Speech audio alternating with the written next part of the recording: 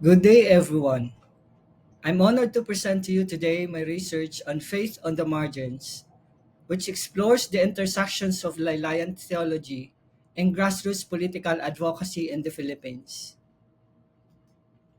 This study was born out of a simple but urgent question: how does faith lived and expressed from the margins empower communities to resist injustice and pursue transformation?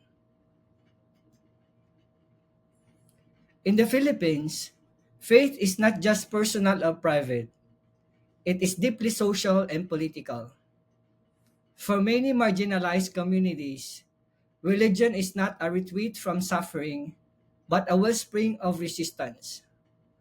However, theological discourse has often been shaped by elites. My research shifts this focus to the laylayan, the edges from society, where a contextual theology called laylayan theology is emerging. I sought to explore how does Laylayan theology shape grassroots political engagement. Second, what role do faith-based practices and leaders play in community organizing and resistance? This is a qualitative study grounded in real-life experiences. I conducted semi-structured interviews with a grassroots community organizer and a religious leader actively involved in social advocacy. Through thematic analysis, I identified key patterns that reveal how theology becomes a living, breathing force in movements for justice. Laylayan theology is a form of liberation theology, uniquely contextualized for the Filipino reality. It's rooted in the lived experiences of the poor, fisher folk, farmers, indigenous peoples, and urban poor communities. It is grounded in cultural values like pakikipagkapwa or solidarity, bayanihan or collective effort, and pananampalataya, faith, and centered on Kristong kasama, Christ who walks with the poor. This theology does not remain abstract. It takes the form of protest liturgies, community organizing, faith based cooperatives, and base ecclesial communities.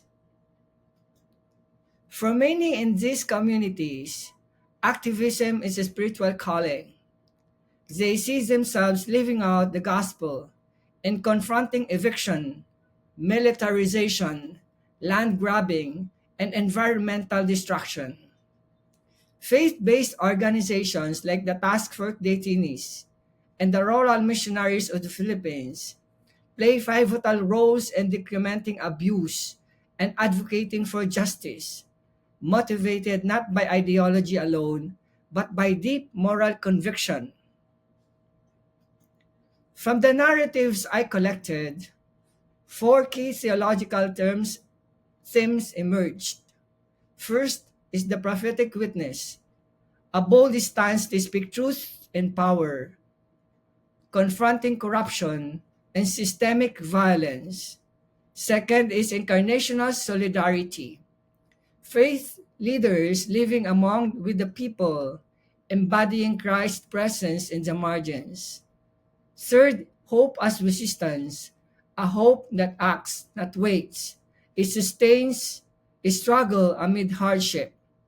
And lastly is communal discernment, decisions made together through spiritual and cultural discernment practices.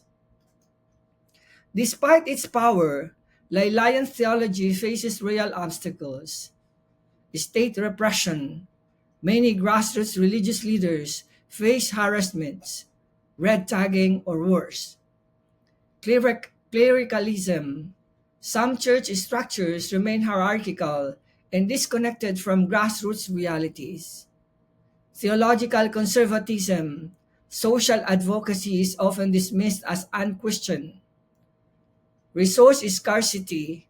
Many of these efforts are underfunded and rely on local solidarity.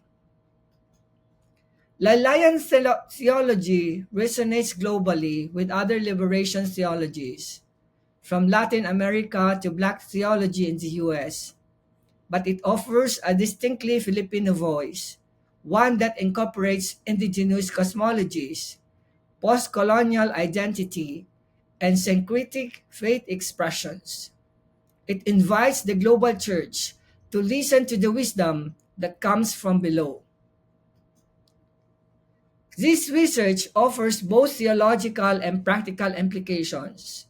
For seminaries, integrate social analysis, advocacy training, and community immersion into formation programs. For government and civil society, recognize faith-based organizations as legitimate partners in peace building and human rights.